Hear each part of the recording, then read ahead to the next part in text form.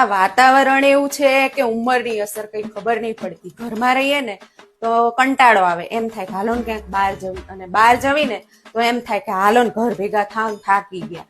અને પછી એકલા હોઈએ ને તો એમ થાય કે 4 માણા હોય ને તો આપણને ગમે, કોક આવે તો. અને કોક 4 માણા આવે ને તો આમ માથું ચડી જાય, એમ થાય કે હવે આવે જાય ને તો સારું, શાંતિ.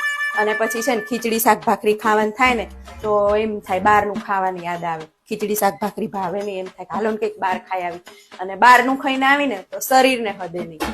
અને પછી એમ થાય એકલા રહેતા હોય ને તો શાંતિ, મને કઈ ચિંતા તો નહીં. પણ એકલા રહેવીને તો ગમતું નહીં, છોકરા યાદ આવે, છોકરા ભેગું રહેવીને તો ફાવતું નહીં. અને છે ને વહુનું કામ ગમતું નહીં, જાતે કામ થતું નહીં. અને આમ થાય ઊંઘ આવતી નહીં, આખો દાડો ટાઈમ જતો નહીં. અને છે ને કામ કરવાનું થતું નહીં, એમ થાય પડ્યા જ રહેવી. એટલે આ સારું એમ થાય કે આ ઉંમરની અસર હશે કે વાતાવરણ એવી હશે, ખબર નહીં પડતી.